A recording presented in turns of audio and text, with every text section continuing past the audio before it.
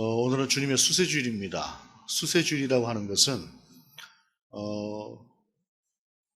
30년 정도를 요셉과 마리아의 아들로 이 땅 가운데 살아내셨던 우리 주님께서 마침내 그 자연인으로서의 자신의 그 삶을 내려놓고 이제 당신이 이 땅에 오신 목적, 메시아로 오셨던 그 목적대로 세상 가운데 자기 자신을 이렇게 드러내신 그러한 때가 바로 세례 요한의 세례를 받으면서 시작된 그러한 때를 기념하여 드리는 그러한 수세주일입니다.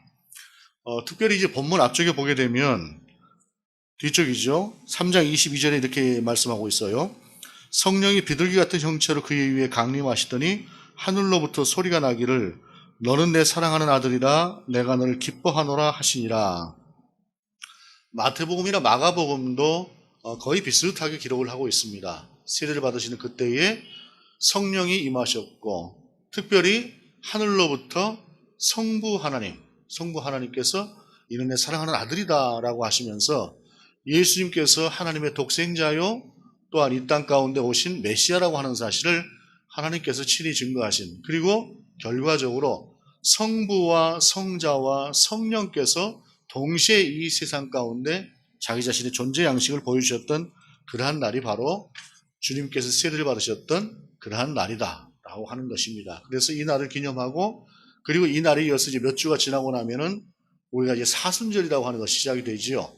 주님께서 세례를 받으시고 그 다음에 곧바로 광야로 나가셔서 40일 동안 시험을 받으셨던 그러한 날들을 기념하면서 교회의 절기도 그렇게 이어진다라고 하는 것을 기억해 두시면 좋겠습니다.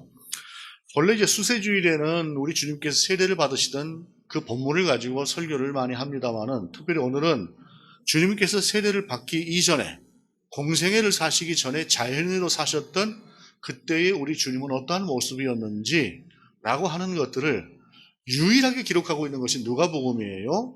다른 곳에서는 다들 마태복음도 그렇고 누가복음도 그렇고 우리 주님의 탄생에 관한 것들은 어느 정도 기록을 하고 있는데, 우리 주님께서 자라나셨던 또는 뭐 청년의 시절이나 이런 것들에 대해서는 전혀 기록이 없어요. 누가복음만이 우리 주님의 12살 시절을 기록하고 있습니다. 그래서 오늘 말씀도 12살 주님의 시간이다라고 하는 제목으로 잡았는데요. 우리 주님께서 살아내셨던 그 생애가 사실은 누가복음을 기록한다거나 마태복음, 마가복음을 기록한다고 할 때쯤에는 그것을 찾으려고 하면 찾을 수는 있었을 것입니다. 그럼에도 불구하고 성경은 주님께서 자라나셨던 그런 과정이라거나 이런 것들에 대해서 별로 관심이 없는 것은 오직 이때는 우리 주님의 부활의 주님을 따라가는 그러한 것들이 가장 소중했고, 또한 재림의 주님을 따라가는 것들이 가장 소중하다고 여겼기 때문에 바로 이러한 과정들이 생략된 그런 모습들을 볼 수가 있어요. 또한 이것은 오늘 살아가는 우리에게도 있어서 가장 중요한 부분이기도 합니다. 그럼에도 불구하고 그럼 12살 시절 우리 주님은 도대체가 완전한 사람이면서 완전한 하나님이셨던 그분은 12살에는 어떠한 모습이었을까? 어떠한 생각을 가지고 사셨을까? 라고 하는 것들을 또한 오늘의 본문의 말씀을 통해서 한 번쯤 들어보는 것도 우리에게 유익할 것이다 하는 생각이 듭니다. 오늘 본문 41절은 그의 부모가 해마다 6월절이 되면 예루살렘으로 가더니 라는 말씀으로 시작을 하지요.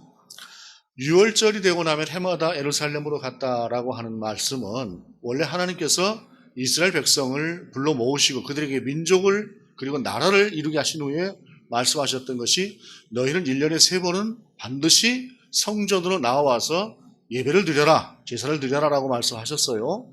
그것이 1년에 3번 나가던 것이 나중에 이제 시간이 지나고 나면서 좀 바뀌게 됩니다. 예를 들자면 지금 현재 우리도 코로나라고 하는 것 때문에 예배가 비대면 예배로 지금 바뀌게 되잖아요.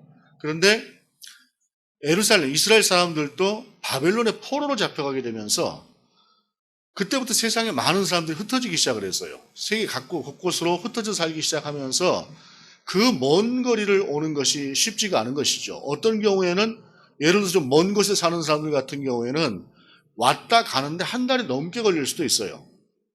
옛날부터 우리가 뭐 한양 천리길이라고 해서 그 한 천리 정도 가는 그 거리를 뭐 열흘 가기도 하고 뭐 보름 가기도 했다고 이야기를 하는데, 그거보다 훨씬 더 먼 거리에 사는 사람들도 있어서 그 사람들이 1년에 3번 나오면 왔다 갔다 하다가 1년의 절반을 보낼 수도 있어요. 그렇기 때문에 이 사람들이 절기 중에서 가장 중요한 6월절만큼은 그래도 하나님 앞에서 예배자로 서겠다라고 하면서 나오던 것이 이때 당시에 경건한 유대인들이 갖던 모습인데, 예수님의 육신적인 어머니였던 마리아와 요셉이 6월절이 되면 해마다 나아갔다고 하는 것은 그래도 이들은 하나님 앞에서 참 경건한 사람들이었다라고 하는 것을 볼 수가 있어요. 특별히 갈릴리 나사렛에서 이 예루살렘까지는 거리가 한 150km 정도 됩니다. 150km 정도 되는데, 어떤 분들이 이 150km 정도를 걸어가는 것이 어떨까 싶어서 한번 걸어봤대요. 걸어봤는데 하루에 14시간씩 3일을 걸으니까 150km 정도를 걸을 수가 있었다라고 이야기를 해요. 그런데 오늘날의 도로와 그때 당시 도로가 좀 달랐겠죠. 도로 자체가 오늘 잘 뚫려 있고, 물론 이제 그때 당시는 워낙에 걸어 다니는 것으로 훈련이 되어 있어서 더 잘 걸었을 수도 있겠습니다만은, 어찌되었든 한 150km 정도 되는 거리를 이렇게 온다고 하는 것은 그렇게 쉬운 일은 아니나, 그럼에도 불구하고 이 사람들은 해마다 6월절이 되고 나면은 나아갔다라고 하는 것을 우리 가운데 기록을 하고 있는 것이죠. 전해주고 있는 것이죠. 그러면서 42절에 보게 되면 예수께서 12살 되었을 때에 그들이 이 절기의 관례를 따라 올라갔다가 라고 말씀하고 있습니다. 특별히 오늘 본문은 예수님께서 12살 되던 해다라고 기록을 하고 있는데, 이 12살 해라고 하는 것이 좀 중요한 의미를 가지고 있어요. 왜냐하면 이스라엘의 모든 남자들은 13살이 되고 나면 성인식을 갖습니다. 바라미츠바라고 하는 그러한 이제 성인식을 갖게 되는데, 바라라고 하는 것은 이제 남자라는 말이고, 미츠바라고 하는 것은 계약이나 율법이라고 하는 말이에요. 그 말이 뭐냐면 율법의 사람이 된다는 것입니다. 계약의 사람이 된다는 것이에요. 즉 이 말씀은 하나님께서 사람에게 명하신 그 율법 자체를 스스로 지키고 한 사람의 이스라엘의 국민으로, 시민으로, 그리고 한 사람의 신앙인으로 자리 잡게 되는 것. 이것이 이날 이제 바라미츠바, 성인식이라고 하는 건데, 성인으로서의 책임을 지고 살아간다고 하는 것이 이때 당시에 가지고 있던 바라미츠바라고 하는 성인식의 그러한 의미였습니다. 그런데 이 성인식이라고 하는 것을 준비를 하게 되면서 한 1년 전부터는 성인식을 위한 준비를 해가는 과정에 있어요. 그러니까 12살쯤 되는 나이 때는 그 다음 해의 성인식을 위해서 이 사람은 계속해서 그런 준비를 해갑니다.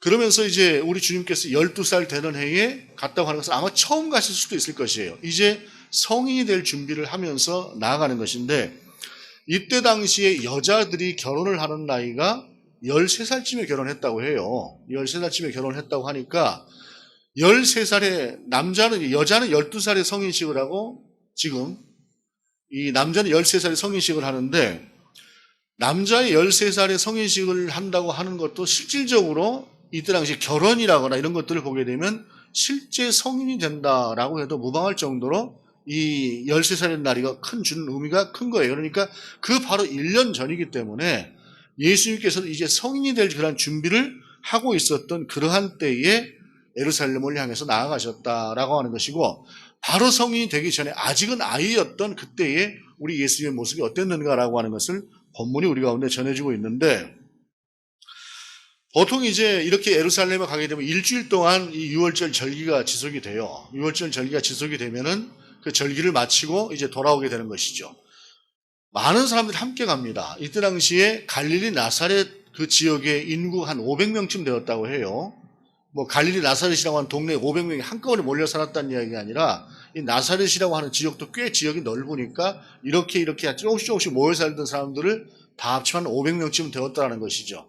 그러한 때에 보통 이제 어떻게 보게 되면은 그 서로 친인척끼리 모여 살기도 했을 것이고, 또 이웃하고도 아주 가까운 사이가 있으면은 함께 예루살렘을 향해서 나가기도 했겠죠.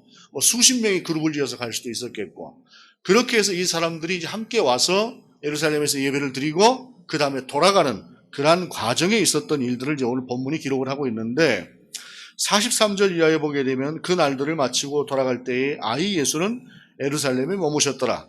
그 부모는 이를 알지 못하고 동행 중에 있는 줄로 생각하고 하루길을 간 후 친족과 아는 자 중에서 찾되 만나지 못하며 찾으면서 예루살렘에 돌아갔더니 라고 말씀하고 있어요. 일가 친척 수십 명이 예를 들어서 이제 동행을 해서 쭉 나간다고 치십시다. 그러면은 아이들은 또 아이들 또래대로 자기들끼리 모여서 같이 가지 않겠어요? 그러니까 아이들은 아이들끼리 이제 당연히 오겠지. 이제 출발하자 하고 이야기를 했으니까 뭐 그렇게 오겠지 하고 이제 같이 어른들은 어른들끼리 갔겠지요. 하루길을 가고 나서 이제 저녁에 잘 때쯤 해서 예수가 어딨지 하고 이제 요셉과 마리아가 찾아보니까 안 보이는 거예요. 하루길을 다 가고 나서 이게 어떻게 된 건가 하고 깜짝 놀란 거죠. 아무리 찾아봐도 누구도 그 행방을 알지 못하는 그러한 상황이 되니 어떻게 하겠습니까? 역으로 찾아가는 거죠. 물어 찾아가는데 사흘째 되는 날 드디어 이제 예수님을 만났다라는 것이에요. 46절에 보게 되면 사흘 후에 성전에서 만난즉 그가 선생들 중에 앉아서 그들에게 듣기도 하시며 묻기도 하시니 라고 말씀하고 있어요. 유대인 사회도 우리나라 그 이전의 사회하고 굉장히 비슷합니다. 그래서 뭐냐면 아이들 같은 경우에는 어른들의 대화에 그렇게 끼어들어 오지를 못해요. 그래서 아이들은 아이들끼리지 어른이 말씀을 하시는데 어디 하고 아이들 같은 경우는 그 어른들 속에 들어오지를 못합니다. 하물며 랍비들이 대화하는 중에 아이들이 들어가지를 못하는데 오늘 본문을 보게 되면 주님께서 그 선생들, 랍비들 속에 앉으셨다라고 말씀을 하고 있어요.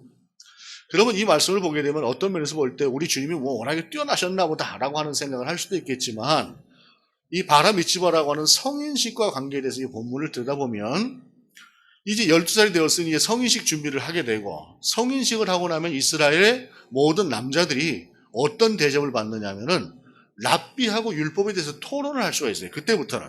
그러니까 그 전까지는 애들은 저리 가 있어 라고 하다가 성인식을 마치고 나면 그때부터 랍비들이 그들의 이야기를 들어주고 같이 토론을 하기도 합니다. 그러니까 이제 12살 때 이제 제가 율법의 아들로 이제 성인식을 내년에 하게 됩니다라고 하는 이야기를 했을 때에 어쩌면 랍비들이 그럼 미리 와서 한번 좀 들어봐라. 뭐 이런 식으로 좀 마음을 열고 예수님을 그 가운데 불러들였을 수도 있어요. 그런데 본문은 또 그 다음에 이야기를 하는 것이 47절에 듣는 자가 다 그 지혜와 대답을 놀랍게 여기더라 라고 말씀하고 있어요. 새 번역을 보면 좀 더 이렇게 말하고 있는데 그의 말을 듣고 있던 사람들은 모두 그의 슬기와 대답에 경탄하였다라고 말씀하고 있습니다. 그러니까 우리 주님이 비록 12살이고 저기 시골 깡촌에서 별 선생도 없는 지역에서 사셨던 분이지만 예수님께서 상당한 식견을 가지고 있었다라고 하는 것을 본문이 증언을 하고 있는 것이에요. 그런데 이 본문에서 이야기하고 있는 그 내노라 하는 어떻게 보면 이제 그런 선생들이었겠죠. 그런 선생들의 중심에 앉아서 토론을 해나가고 그리고 그 토론의 내용이라고 하는 것이 탁월하고 그러니 예수님은 영재였다, 천재였다 이런 말씀을 본문이 하려고 하시는 것은 아니지요. 왜냐하면 여러분 예를 들자면 덧셈 뺄셈을 작은 아이가 조그만 아이가 덧셈 뺄셈을 잘하면 어이구 잘하네 하겠지만 대학에서 뛰어난 수학을 가르치는 수학 교수가 덧셈 뺄셈을 좀 한다고 해서 아이고 덧셈 뺄셈 잘하네 이렇게 이야기를 하지 않지요. 우리 주님은 성자 하나님이신데 사람이 되신 분입니다. 왕궁에 오실 수도 있었고 왕으로 오실 수도 있었지만 아주 저 가난한 변방 쪽에서 우리 주님은 아주 낮은 모습으로 이 땅끝에 오셨던 분이에요. 우리 주님 앞에 있어서 왕이든 아니면 저 갈릴리 나사렛에 있는 작은 마리아나 요셉이든 우리 주님 앞에서 그 의미가 없어요. 그 자체가. 비교 자체가 이미 불가능한 상태고 그런 우리 주님께서 뭐 좀 뛰어나다고 해서 이것이 자랑거리다, 영웅담이다 하는 그런 얘기를 본문이 하려고 하는 것이 아니라 오늘 본문이 하려고 하는 말씀은 이 말씀이에요. 48절에 보게 되면 그의 부모가 보고 놀라며 그의 어머니는 이르되 아이야 어찌하여 우리에게 이렇게 하였느냐 보라 내 아버지와 내가 근심하여 너를 찾았노라 라고 말씀하고 있어요. 이 짧은 문장 안에 그의 부모, 그의 어머니, 내 아버지, 나 그리고 아이, 너 라고 하는 관계를 여기서 이야기하고 있어요. 짧은 문장 안에 부모와 자식의 그 구조로 이 본문을 이어가고 있다는 말이죠. 그러니까 마리아와 요셉의 입장에서는 철저하게 예수님이 아이고 내 새끼인 거예요. 그런데 이렇게 말씀하고 있는, 이렇게 지속적으로 반복적으로 말씀하고 있는 마리아와 요셉의 말에 우리 주님께서 대답하시는 것이 뭐냐면 49절에 예수께서 이르시되 어찌하여 나를 찾으셨나이까? 내가 내 아버지 집에 있어야 될 줄을 알지 못하셨나이까 하시니 라고 말씀하고 있어요. 이 두 본문의 구조가 무엇을 말씀하시는 것이냐면 예수님은 이때 당시에 12살의 나이에 이미 당신이 메시아라고 하는 사실을 알고 계셨다라고 하는 것을 본문이 전하는 것이에요. 참 이건 신비로운 부분이에요. 똑같이 우리 주님은 아이로 응애하고 태어나신 것이잖아요. 우리가 응애하고 태어난 그 아이들을 보게 되면 정말로 부모의 도움이 아니면 전혀 살지를 못할 만큼 아주 연약한 아이들이고 보지도 못하고 듣지도 못하고 그런 아이인데, 그런 아이 때 우리 주님은 성자 하나님으로서 하나님의 모습은 어땠을까? 이게 잘못 생각하면 꼭 무슨 뭐 다중인격, 뭐 이중인격 이런 것처럼 생각할 수가 있지만 어찌됐든 이것은 우리의 인식의 범위를 넘어가는 것인데, 적어도 본문은 12살 무렵에 우리 주님은 당신이 어떤 존재인가라고 하는 것을 분명히 알고 있었다는 것이에요. 그의 부모가, 그의 어머니가, 내 아버지가 내가 너 아들 뭐 이렇게 이야기를 하고 있는데, 내가 내 아버지의 집에 있어야 될 줄 알지 못하셨습니까? 라고 하면서 말씀하고 있는데, 여기서 내 아버지의 집이라고 하는 것이 신약으로 오게 되면 하나님께 대하여 아버지라는 호칭을 많이 씁니다. 예를 들어서 바울 같은 경우는 뭐 아빠, 아버지 이렇게도 이야기를 하는데, 구약적인 배경에서는 하나님을 아버지라고 부르지 못합니다. 그런 칭호 자체가 없습니다. 유대인들은 그렇게 쓰지를 못해요. 그만큼 아버지 하나님은 어마어마하고 위대한 분이지 감히 어찌 인간이 사람과 하나님을 들어서 아버지라고 하는 그런 칭호를 못 쓰는 것이에요. 그런 때에 우리 주님께서 내가 내 아버지의 집에, 이 성전을 내 아버지의 집이라고 하잖아요. 그렇게 하면서 이렇게 말씀을 하시면서 정확하게 당신이 어떤 분인가라고 하는 것을 전해주고 있다라는 것입니다. 그러면서 50절에 그 부모가 그가 하시는 말씀을 깨닫지 못하더라. 무슨 말을 하고 있는 거야? 라고 이 부모가 반응을 보이는 것이죠. 여기서 우리가 인생의 한계를 느낄 수가 있어요. 뭐냐면, 여러분, 우리 예수님께서 사람의 몸을 입고 이 땅에 잉태하시게 돼, 마리아의 배에 잉태를 하게 되는 그 순간에 가브리엘이라고 하는 천사가 나타나서 마리아에게 수태고지를 하지 않습니까? 그리고 어느 순간인가 마리아가 아이를 가졌다는 것을 알고 요셉이 조용히 끊으려고 했을 때도 천사가 나타나서 그에게 말하지 않았습니까? 예수님이 이 땅 가운데 아이로 이 땅에 오셨을 때에 목자들이 찾아와서 메시아가 오셨다고 경배를 하지 않았습니까? 그걸 넘어서서 동방에 있는 귀한 박사들이, 높은 신분을 가진 그들이 와서 황금과 유향과 모략을 드리면서 우리 예수님 앞에 경배를 했지 않습니까? 성전에 갔을 때 시므온과 안나가 굉장히 그 저명한 사람들이 이분이 메시아라고 하는 사실을 증거해 주지 않았습니까? 그러한 증거를 다 받고 있었음에도 불구하고 부모가 몰랐다라는 사실입니다. 12년을 살면서 잊어버렸다는 것이에요. 그리고 이 말씀 속에는 예수님께서 비록 오늘 본문 속에서 분명하게 당신이 하나님의 아들이라고 하는, 독생자라고 하는 사실, 그리고 메시아라고 하는 사실을 알고 계셨다는 것을 우리 가운데 전해주지만, 그럼에도 불구하고 우리 주님은 자연인으로 그렇게 그때까지 살고 계셨다라고 하는 것을 우리 가운데 전해주는 말씀이다라는 것입니다. 그러니까 우리 주님이 특별하게 무엇인가를 이렇게 나타내 보셨던 분은 아니라는 것이에요. 그저 한 사람으로 이 땅 가운데서 묵묵하게 12살 때까지를 그렇게 살아내셨다는 것입니다. 그리고 그것만이 아니에요. 그것만이 아니고 51절에 보게 되면 예수께서 함께 내려가사 나사렛에 이르러 순종하여 받드시더라라고 말씀하고 있습니다. 우리가 대략 예수님께서 이 땅 가운데 공생애를 시작하셨던 나이가 30여 세쯤 되었다라고 이야기를 하지요. 12살 때 이미 우리 주님은 당신이 하나님의 아들이라고 하는 사실을 알고 계셨음에도 불구하고 약 20년 정도를 그분은 이렇게 갈릴리 나사렛으로 돌아가서 마리아와 요셉의 아들로 살아내셨다라고 하는 사실입니다. 대단히 그 인간적인 시각에서 본다고 할 때에 12살에서 30살 정도까지 20년이라고 하는 시간은 굉장히 긴 시간입니다. 이것은 40대인 사람이 60이 되는 그 20년하고 다른 의미입니다. 40에서 60이 금방 됩니다. 60에서 80은 더 금방 된다고 이야기를 해요. 그런데 12살에서 30살 정도까지 20년은 굉장히 긴 시간입니다. 그 긴 시간이지만 우리 주님은 당신이 하셔야 될 일들을 해내셨다라고 하는 사실입니다.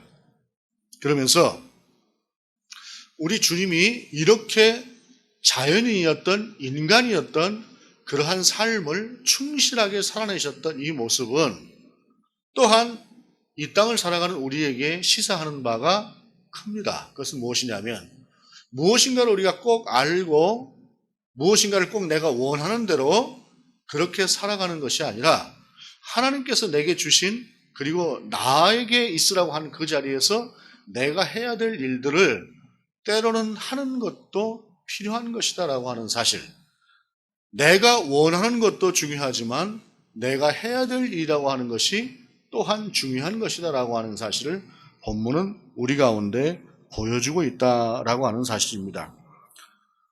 분명히 당신이 하나님의 아들이라고 하는 사실을 알고 계셨음에도 불구하고 20여 년 동안을 어찌 보게 되면 어찌 보기가 아니라 똑같이 12살의 아이로 20살의 청년으로 25의 청년으로 그리고 30에서쯤 되는 나이로 그분은 그렇게 요셉의 아들 몫으로 이 땅을 살아내셨다라고 하는 사실을 기억하면서 2021년이라고 하는 그 해가 우리 가운데 어떠한 해가 될지는 모르겠으나 예수님께서 철저하게 하나님께서 예수님께 주어진 그 시간들을 살아내셨던 것처럼 우리도 하나님의 계획 안에서 우리에게 주어진 2021년이라고 하는 그 해를 온전하게 살아낼 때에 하나님께서 우리를 인도하시는 그 인도하심대로 우리가 온전하게 질 것이다 라고 하는 것들을 기억할 필요가 있다고 하는 사실입니다. 무엇보다도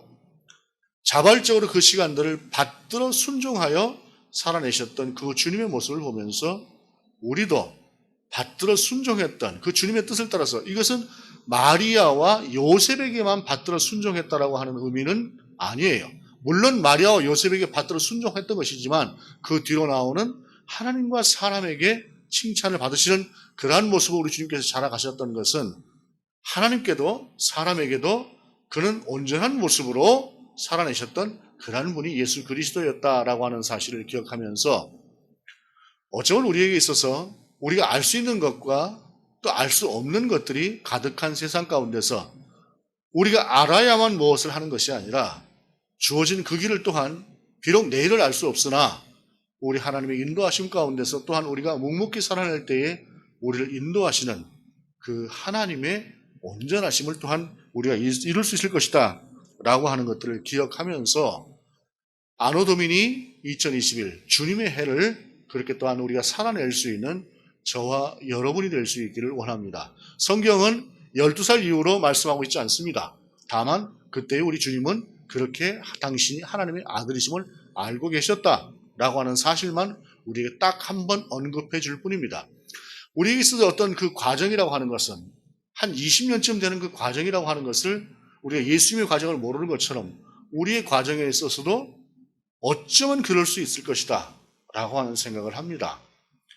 그 어떤 과정이 될지라도 우리가 끝까지 하나님을 따라갔던 주 예수 그리스도의 모습처럼 우리도 그렇게 2021년을 살아낼 수 있는 그러한 한 해가 될 수 있기를 원합니다. 코로나로 인해서 한국교회가 자라갈 수 있는 또 변해갈 수 있는 그러한 계기를 맞았다는 생각을 합니다. 지금도 여전히 대면 예배가 아니면 안 되는 것으로 생각하는 분들도 참 많이 있습니다.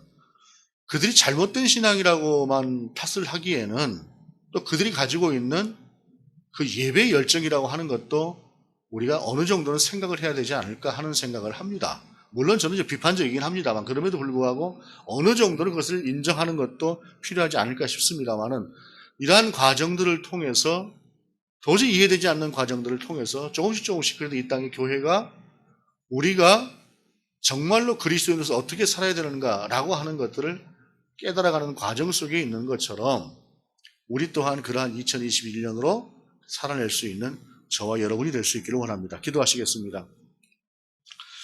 하나님, 12살 주님의 시간, 당신이 하나님의 아들이요 메시아라고 하는 사실을 알고 계셨음에도 불구하고 그 뒤로도 20여 년 시간을 묵묵하게 하나님께서 원하시는, 또한 당신이 사람으로서 마리아와 요셉의 아들로서 해야 될 일들을 행하시는 것처럼 우리에게도 이해되지 않는 그러한 시간들이 주어진다고 할 때라도 우리가 주님의 뜻을 따라서 온전히 순종해 나가는, 본을 보이신 주님을 따라갈 수 있는 우리가 될 수 있도록 우리의 인생과 우리의 한 해를 인도하여 주옵소서. 주 예수 그리스도 이름으로 기도드립니다. 아멘.